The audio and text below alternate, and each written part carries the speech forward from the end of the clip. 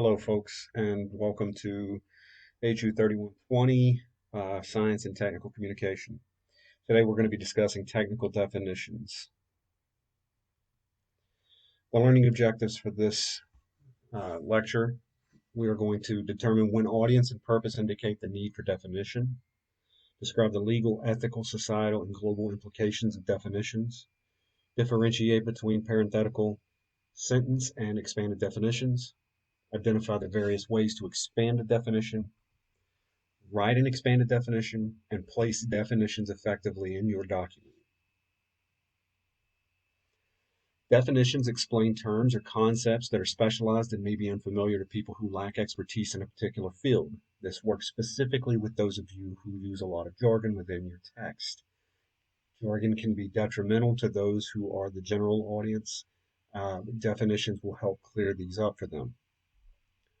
Precision is particularly important in specialized fields in which field-specific terminology is common or jargon, and undefined terms may prevent the overall document from making sense. Definitions typically are going to answer one of two questions. What exactly is it, or what exactly does it entail? The first question spells out what makes an item, concept, or process unique. The second question spells out for your audience how they are affected by the item defined.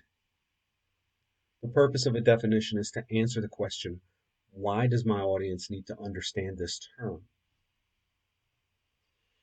Keep these following implications in mind. First, you have the legal implication. All right, an inaccurate or misleading definition could lead to legal problems if it causes injury or harm.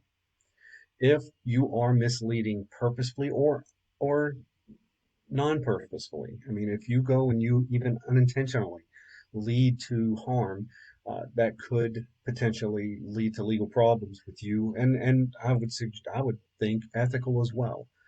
So make sure that you understand the legal ramifications, especially when you're talking about life or injury or even financial issues. Ethical implications, these are an intentionally faulty or self-serving definition may damage a company's ethical image. And you will see these things happen. Uh, you will see, take Facebook, for example, when they said that they were going to give those sharing dishonest information the same platform and time as they would someone sharing honest information. If you noticed, stocks plummeted for them, or didn't plummet, but they took a significant hit. Stocks took a significant hit. They paid for it. They paid for it through their customer base. And the same will happen if you go and you take on a position somewhere else.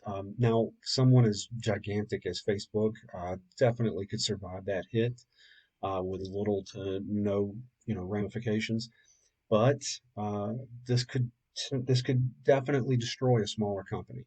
Um, if you start to take on that persona of someone who is unethical within your business, or your business takes on that image, that could definitely spell disaster. Then you have societal implications. These are poorly considered definitions that may mislead the public and have societal ramifications. This doesn't necessarily mean that you did this intentionally.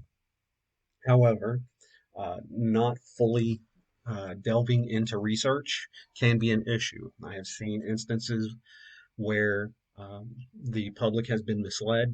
You see this often in politics, no matter which party or which president or whatever, um, where people don't always consider the ramifications when they spout off, certain information, and people lap it up.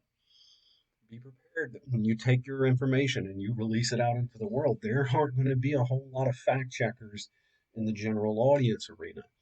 You're going to have peers who are going to be checking you for sure. But often you have folks, especially you got some folks that are going to just take that and share that straight onto Facebook with nary another thought beyond the headline or beyond your title. So consider these things. Make sure that you are making the ethical decisions of considering definitions that will not mislead your public. Right? Make sure that you research thoroughly. And then you have global definitions and global implications. And these are definitions that fail to consider a global audience, can appear self-serving, and damage a company's global image. Definitions fall into three categories. Parenthetical definitions provide a definition within parentheses immediately after the term, and this is one of your most common in smaller documents. Sentence definitions state the term, indicate the broader class to which this item belongs, and describe the features that distinguish it, all in the form of a single sentence. Think academic textbook here. This is where you typically see these kinds of definitions. Nothing like seeing a word you don't really know a whole lot about, going through a whole lot of rigmarole, and getting finally to the end of the paragraph where it decides it wants to define it. Right? Then you have the truly elaborate definitions, and these are expanded definitions. They use a variety of techniques to provide a detailed definition in the form of a paragraph or over several pages. This is the formula for a descriptive essay. All right. What does it mean? How does it work? What are its parts? Many of my students have fallen into this, especially when I've asked you to write a popular report where you have instead wandered down the path of descriptive essay. This is an issue. I'm not asking for you to write descriptive essays. I'm asking for popular reports, and popular reports entertain and inform. Descriptive paragraphs are essays typically turned in for the pseudo-transactionality towards an instructor where you're going to get feedback and it will die with the grade. Okay. Following are the most common techniques for expanding on definitions. First, you have etymology, and this is about the origin of that term. Okay. This could be the term originating from German roots, from Norse roots, what have you. And then you have the historic definition, the history of it, explaining the history of that term. Things like bird hasn't always been bird. It used to be brid, B-R-I-D. But over time and mispronunciation, the word has become bird. The same with knife. A lot of the silent K's you see in the English language used to be pronounced knife, cano, these kinds of things. But over time, pronunciation, things started to disappear a little bit.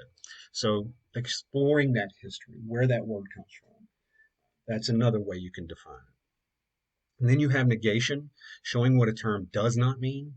So posting up, so describing what it is by saying what it isn't, right? Operating principle, describing how that item works.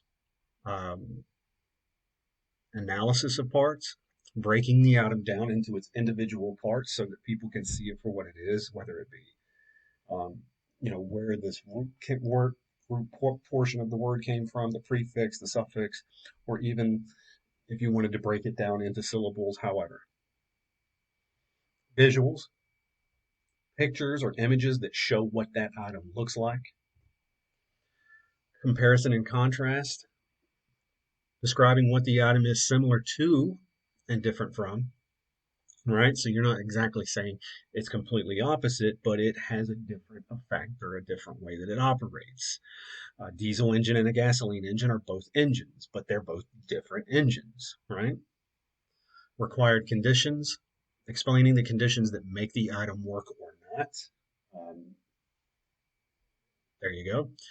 Examples, showing situations in which the item is used, or perhaps in the form of literature or English, even putting it within a sentence like you might see commonly within the dictionary. Brief definitions should be placed in parentheses or in the document's margins. These are brief definitions, people, okay? Don't get long-winded definitions that you want to sling down in a margin. Margin definitions are things that you will see often in Chicago Manual of Style. And this is pretty much a system that I prefer. However, sentence definitions should be part of the running text, or if they are numerous, listed in a glossary. Okay. So If you don't have many of these definitions, throw them in with the standard text and go with it, okay? However, if you are talking about a complex process or item within your field of study, and you are certain that jargon is necessary, the words, the terminologies are going to be necessary to convey the meanings that you need to convey, uh, please provide a glossary for your general audience so that they can reference that. Expanded definition should be placed either near the beginning of a long document or in an appendix. Okay, so if you really go heavy handed into defining exactly what an object is or what a thing is, then give it its own platform and let it do its thing. Put that thing in an appendix. Use a glossary if your report contains numerous terms that may not be understood by all audience members. Okay, so something similar to the example you see here. Make sure that you have something that's easy to follow and make sure that it's ordered. So quickly, some guidelines for definitions. You want to decide on the level of detail you're going to need within your definition. How heavy do you need to define it? Classify the item precisely. Okay? Try to be as clear and differentiate the item accurately as possible. Avoid circular definitions where you are trying to define something by providing more of something to define. Uh, so define what you're talking about in simple terms. Expand your definition selectively. Okay, if it's not necessary information, don't worry about it. But if you need to expand on that definition and you think you're going to need something longer, think about potentially using an appendix. Or you can try using the margins if it's going to be quick and brief. Use visuals to clarify your meaning. Pictures are always good with these things, especially, but these are the ones you're typically going to see within the appendix. Know how much is enough. How much information? Where do I stop? Do I feel like these folks are going to have a good handle on this term by the time this is finished? Okay. Pass it in front of a couple of different people's eyes, preferably non-experts that can go in and give you a little bit of feedback on whether or not they are clear on what you've given. Consider the legal implications of your definition. Okay, never mislead. Always think about what you're doing. Is this going to lead to some kind of injury? Consider those ethical implications of your definition. Um, while it may not be illegal, doesn't have to be legal for it to be unethical.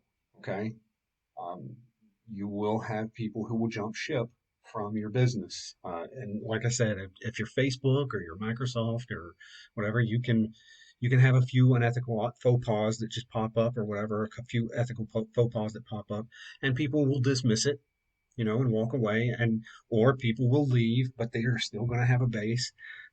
But smaller companies do not survive these things. Okay, so consider that. Place your definition in an appropriate location. Remember, if your definition is short or brief, you can put it over in a margin and just reference it, or you can put it within the text. And this is typically what I would default to, or what most people default to, just throwing it within the text. This only works though if you've got, 2 or 3 definitions that you're going to really have to go into within that document. I would say if you're into the 5 or 6 different definitions that you're going to have to start breaking down, it might be time to start looking at a glossary. And then make sure that you cite your sources as needed within those definitions. Okay, finally, for you guys to go and peruse on your own, think about these review questions. What is a definition? What is the most important aspect of a definition? What 2 questions does a definition answer? What is a parenthetical definition? What is a sentence definition? What is an expanded definition? What are the 9 most common ways to expand a definition? Where should you place brief definitions in a document? Where should you place sentence definitions in a document? And finally, where should you place expanded definitions in a document? Okay, folks, I'd like to thank you for listening to this lecture. I'd like you guys to stay healthy, stay safe out there, and I look forward to seeing you guys again shortly. Have a good one.